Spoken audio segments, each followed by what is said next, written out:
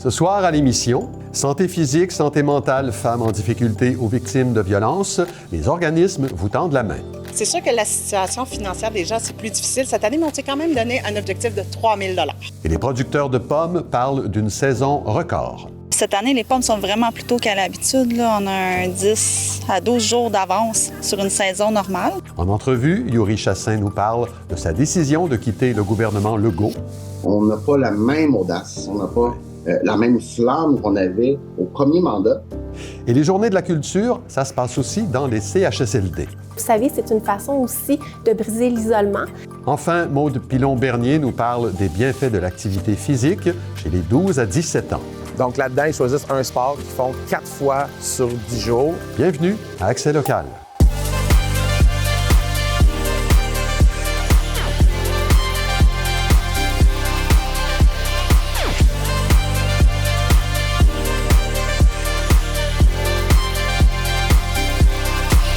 Mercredi 25 septembre 2024, bon début de soirée. C'est Claude Desjardins en compagnie de Clara Maté-Genet. Bonsoir, Clara. Bonsoir, Claude. Clara, toutes les causes sont bonnes. Il y a plusieurs campagnes de financement, de collecte de fonds actuellement. Vous en avez choisi 2. Oui, Claude, la première dont je vais vous parler aujourd'hui, c'est la campagne Bien chez soi de la Fondation Rona qui chapeaute les activités philanthropiques de l'entreprise Rona Inc. C'est la deuxième édition cette année et ça se déroule durant tout le mois de septembre. La mission de cette levée de fonds, c'est de récolter des dons pour des organismes à but non lucratif qui apportent des services aux familles à faible revenu, aux femmes et aux enfants victimes de violences conjugales et aux personnes aux prises avec des problèmes de santé mentale.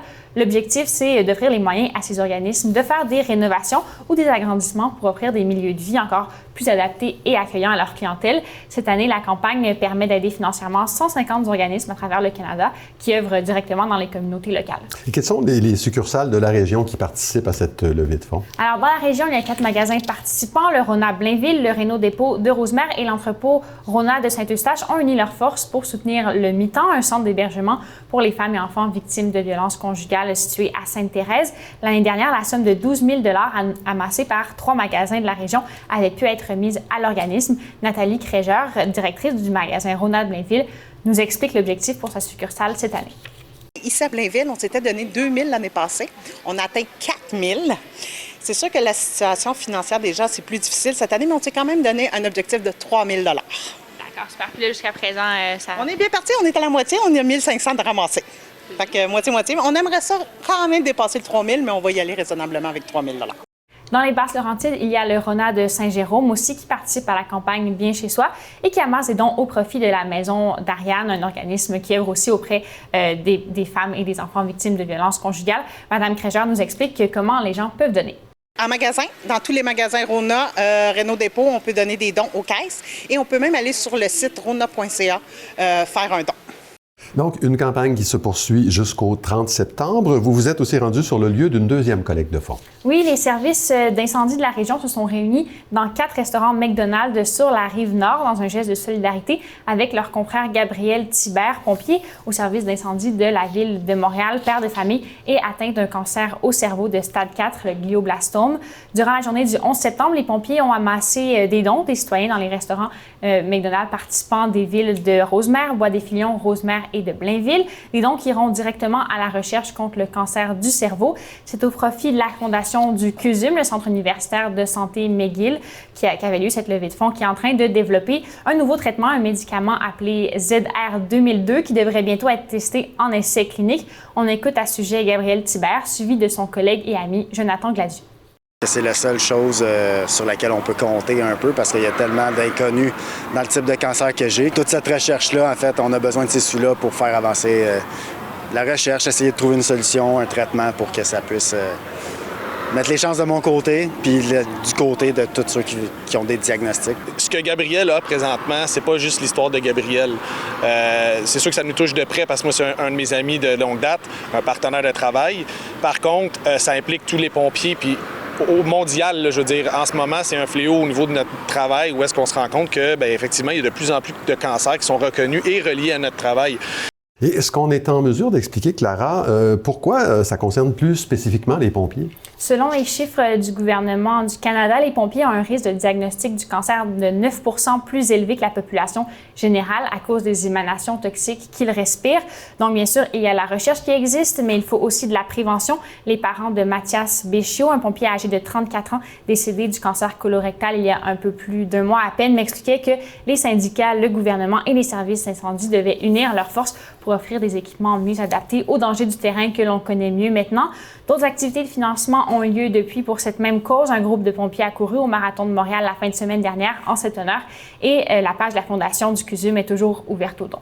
Merci Clara. On se revoit plus tard dans l'émission. Il sera question de la récolte des pommes. À plus tard, Claude.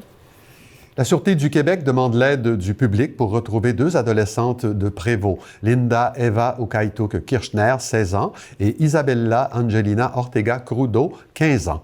Linda Eva a été vue pour la dernière fois le 21 septembre vers 21h dans le secteur du boulevard Curé-Labelle, tandis qu'Isabella a été aperçue le 24 septembre en matinée sur la rue de Montigny à Saint-Jérôme. Les autorités craignent pour leur santé et leur sécurité. Linda Eva mesure 1,57 m, elle a les cheveux noirs, les yeux bruns et des tatouages en forme d'étoile sur le visage et les poignets. Elle portait un chandail à capuchon jaune et un pantalon de style pyjama lors de sa disparition. Isabella mesure 1,80 m, pèse 90 kg. Elle a les cheveux et les yeux bruns. Toute personne ayant des informations est priée de contacter le 911 ou de communiquer de façon confidentielle avec la Centrale de l'information criminelle de la Sûreté du Québec au 1-800-659-4264.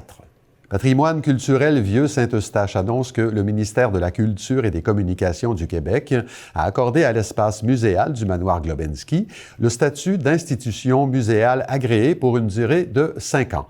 L'agrément muséal, nous dit l'organisme, garantit au public l'accès à des établissements de qualité et représente une reconnaissance gouvernementale majeure en ce qui a trait à l'application et au respect des normes reconnues internationalement en matière de pratiques muséologiques. Ce sceau de qualité constitue également un gage de protection et de mise en valeur du patrimoine. Élu sous la bannière de la coalition Avenir Québec en octobre 2018, le député de Saint-Jérôme, Yuri Chassin, siège désormais à titre d'indépendant. C'est une décision qu'il a annoncée le jeudi 12 septembre en évoquant une crise des services publics dont il peine à voir l'issue parce que, dit-il, le parti au pouvoir n'a plus le courage ni l'audace qu'il avait. On va parler de tout ça avec lui. Monsieur Chassin, bonsoir. Bonsoir. Écoutez, vous avez quitté la CAQ en brandissant votre carte de membre.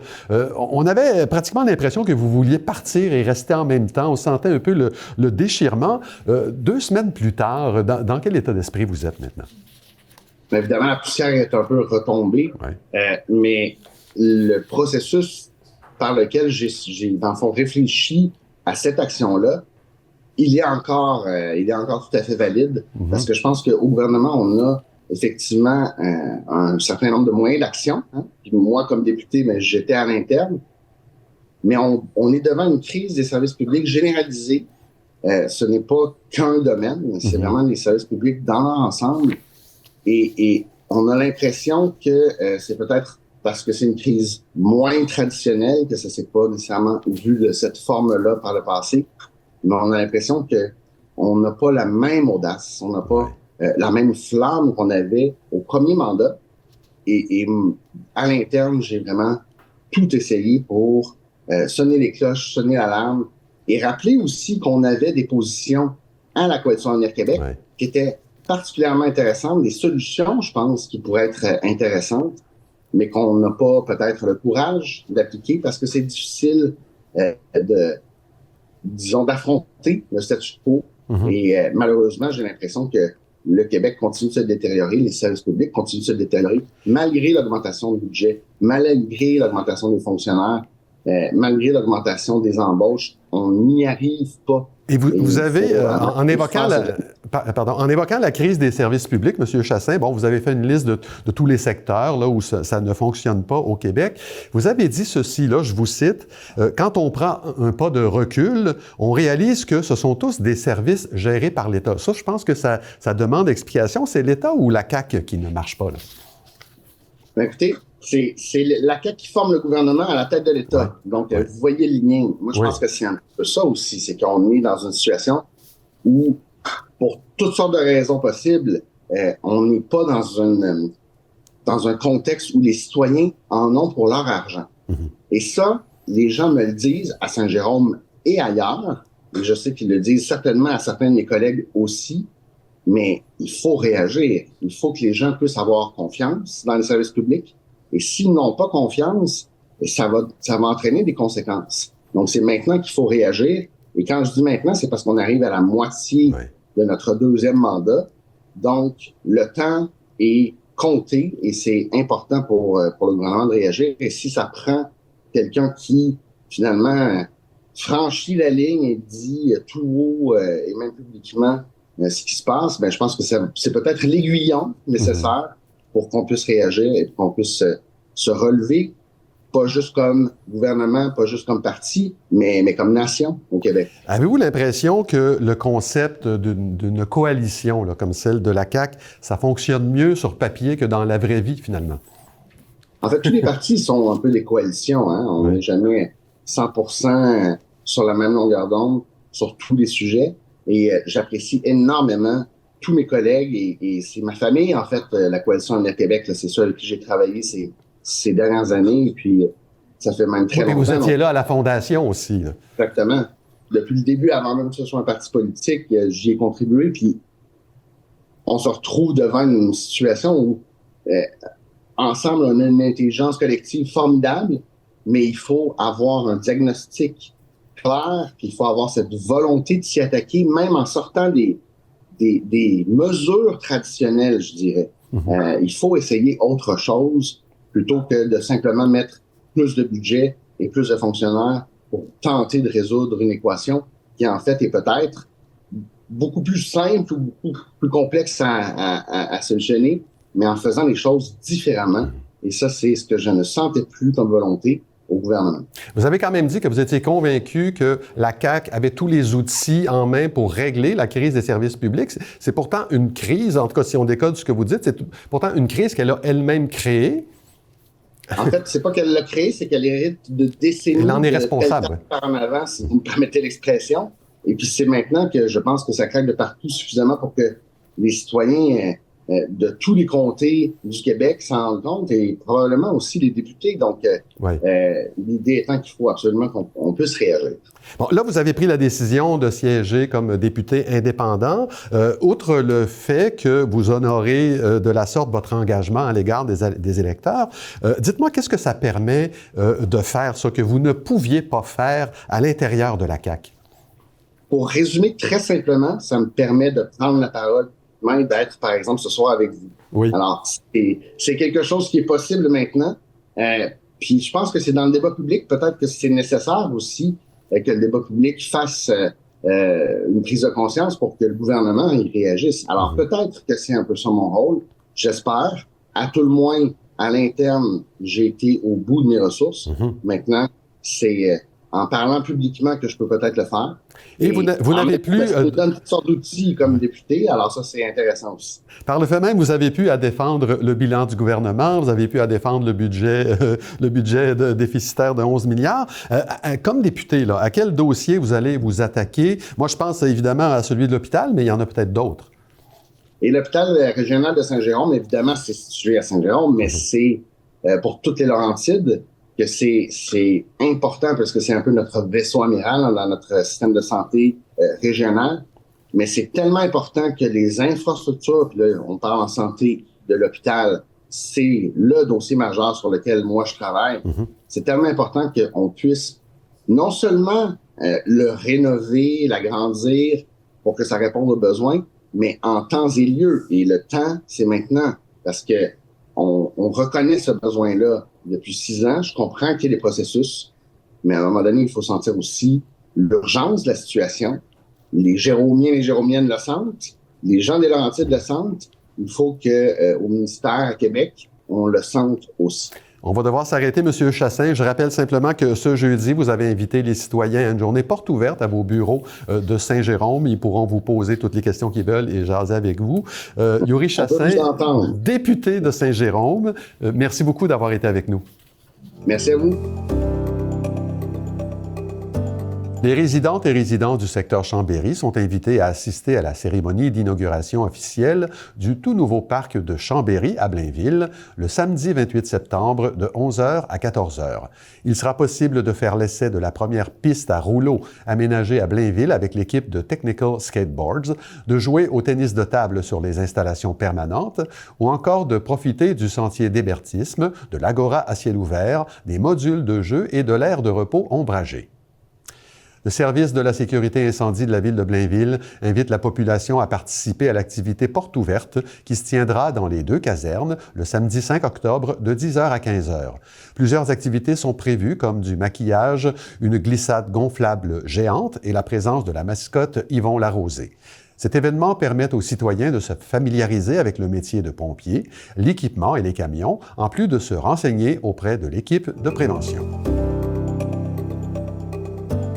Les bienfaits de l'activité physique sont reconnus pour tout le monde et pour tous les groupes d'âge, y compris, évidemment, les 12 à 17 ans.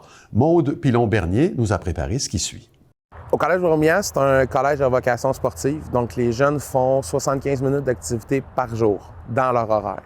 À travers ça, ils choisissent un sport, donc ils ont le choix entre le hockey, soit nos équipes compétitives ou nos équipes de développement.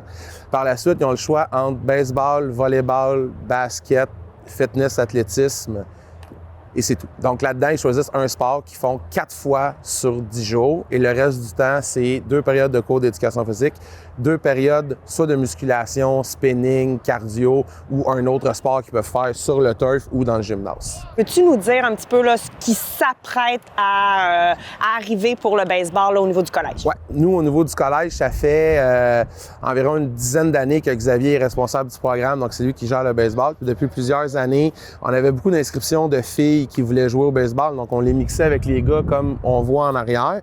Mais là, à partir de l'année prochaine, on essaie d'avoir une clientèle, donc un groupe entièrement baseball féminin en secondaire 1. Donc, du moment qu'on va avoir une quinzaine de filles l'année prochaine, on part une cohorte entièrement féminine. Donc, ça veut dire qu'ils vont faire leur sport dans leur horaire ensemble.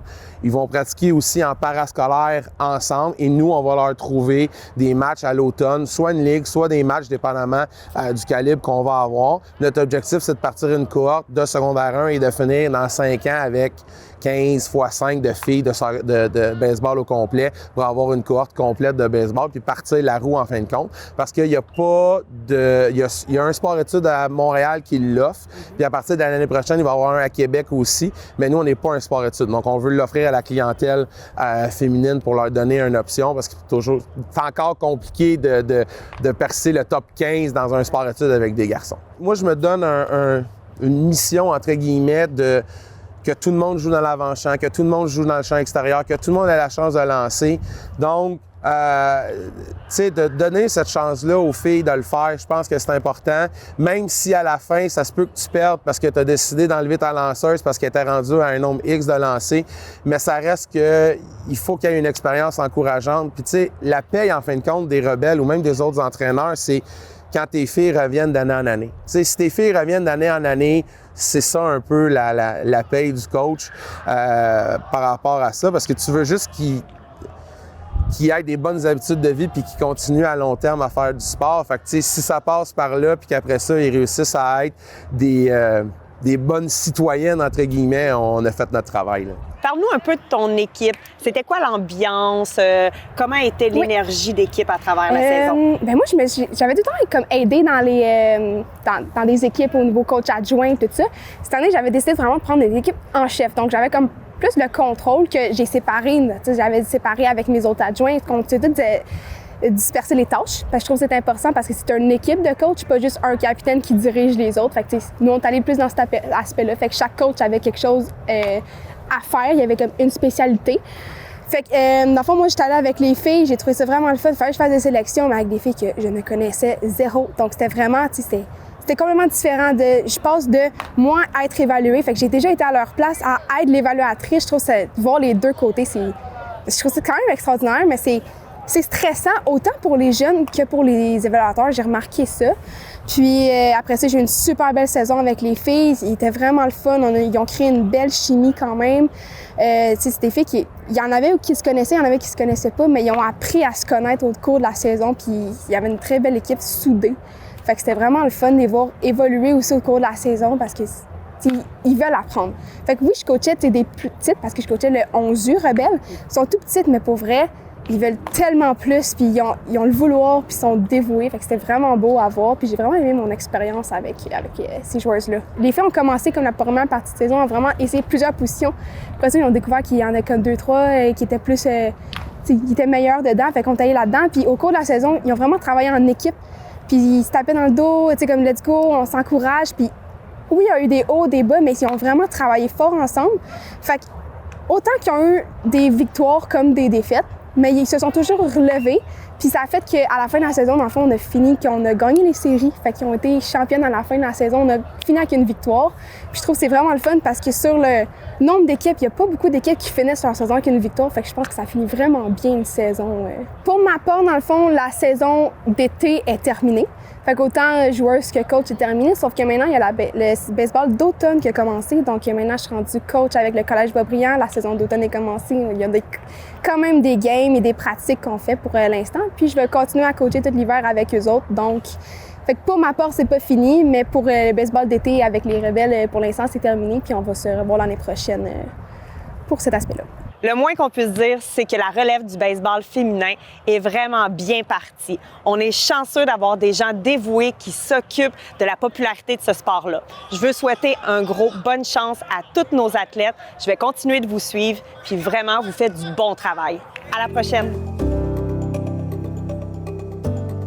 À l'occasion des Journées de la culture, 6 CHSLD et résidences pour personnes âgées des Laurentides ouvrent leurs portes au grand public dans un exercice destiné à mettre en lumière l'expression artistique des résidents. J'en discute avec Nathalie Houle, qui est directrice du soutien à l'autonomie des personnes âgées, volet hébergement au 6 des Laurentides, et Nancy Ouellette, représentante du comité des usagers du 6 des Laurentides. Bonsoir à vous deux. Bonsoir à vous. Parlez-moi d'abord, Mme Houle, des origines du projet. Quels sont les établissements impliqués, premièrement, et ça concerne combien de personnes âgées? Bien, écoutez, c'est un projet qui inclut 5 CHSLD et une maison des aînés des Laurentides qui va nous présenter, dans le fond, différentes toiles festives et aussi des casse-têtes qui ont été créées par les résidents et encadrés. Donc, on va accueillir les visiteurs là, pour leur présenter les œuvres faites par nos résidents. Également, on présente un projet qui inclut nos jardins. Donc, on va vraiment venir montrer comment on utilise les sens des résidents à travers le jardin et comment on stimule les sens. Mais également, on accompagne les visiteurs de musique, qui est un musicien qui est un de nos résidents qui va accompagner au piano les visiteurs. Donc, les gens pourront découvrir nos jardins, découvrir les œuvres d'art aussi qui s'y cachent. Donc, ils seront accompagnés par plusieurs bénévoles pour faire cette visite-là. Donc, il y a beaucoup de disciplines artistiques qui sont couvertes par ce projet-là. Parlez-moi, Mme Ouellette, des bienfaits observés et observables de la pratique artistique pour les personnes âgées. En fait, ça peut aider les gens à s'autodéterminer. Oui. De voir quelqu'un avec le sourire après avoir fait une œuvre, c'est de toute beauté. Enfin, on est là pour essayer d'améliorer la qualité des... Tout à fait. Moi, comme journaliste, on parlait de l'atelier à Hubert Maisonneuve. J'ai déjà, comme journaliste, couvert une activité dirigée par Mme Popa à Drapeau des Chambeaux. Et en discutant avec les personnes qui étaient là, il y en avait qui découvraient pour la première fois de leur vie qu'elles étaient capables de peindre un tableau. D'autres qui renouaient avec la pratique de la peinture après l'avoir abandonnée pendant longtemps. Une personne m'avait dit « Je ne me suis jamais senti aussi libre ». Des témoignages comme ça, vous devez en avoir. Oui, on entend, ça semble valorisé. Même ils disent « Wow, c'est moi qui viens de faire ça. Wow, c'est de toute beauté. » Donc, il y a des bienfaits psychologiques, des bienfaits cognitifs aussi, parce que, bon, il faut manipuler des trucs. Tout ça est documenté, là. Oui, c'est très bien. Oui, on est très... Et dans le même ordre d'idée, Mme Houle, quelle est la rétroaction que vous avez de la part de l'entourage des participants? Il y a une grande fierté. Premièrement, vous savez, c'est ce genre d'activité-là d'art et d'initier nos résidents à l'art, mais aussi à la culture et comme on disait, de découvrir des fois leurs talents cachés, mais surtout de maintenir leur capacité résiduelle. Mais les familles sont très, très fiers de ça, très contents parce que, vous savez, c'est une façon aussi de briser l'isolement, d'amener les gens ensemble à vivre un moment. Puis c'est très, ça fait vivre toutes sortes d'émotions, la création. Et également, bien, tout ce qui est la prévention du déconditionnement. Donc, on pense souvent à faire marcher des résidents pour prévenir le déconditionnement, mais de travailler de toute la fine dextérité pour faire un casse-tête, pour prendre un pinceau. Bien, on stimule également nos résidents de cette façon-là, puis ça prévient beaucoup le déconditionnement. Donc, c'est toutes des valeurs ajoutées là, à l'utilisation de l'art dans nos milieux. En plus de favoriser aussi les liens intergénérationnels ou les liens tout court. Tout à fait, parce que la communauté s'implique beaucoup. Il faut surtout le mentionner, beaucoup de bénévoles, puis on en a de tous âges, mais par exemple, pour l'ouverture, la fermeture des jardins à des hauteurs, bien, on a des jeunes qui viennent du milieu scolaire qui participent également. Fait que c'est la rencontre des générations. On enseigne d'une génération à l'autre nos connaissances, on participe, donc, et ça se reproduit également dans d'autres CHSLD. Donc, effectivement, l'intergénérationnel est là également. Bien, écoutez, c'est tout à fait formidable. Je rappelle que ce circuit-là est présenté samedi, samedi le 28 septembre, de 13h à 16h. Tout à fait, et on vous attend avec enthousiasme. Tous nos visiteurs sont accueillis avec bonheur dans nos milieux de vie. Nathalie Hull, Nancy Ouellette, merci beaucoup d'avoir été avec nous. Merci à vous. On est de retour avec Clara Matéjonet. Clara, c'est la saison des pommes et on est en plein cœur de la récolte. Oui, tout à fait, Claude. Une saison qui a déjà été qualifiée d'historique par les producteurs de pommes des Laurentides. Ce serait la récolte la plus abondante des 15 dernières années. Pour en parler avec une productrice sur le terrain, nous nous sommes rendus à Saint-Joseph-du-Lac, au verger La Tête dans les pommes. Nous, on a ouvert le 19 août pour l'autocueillette de pommes.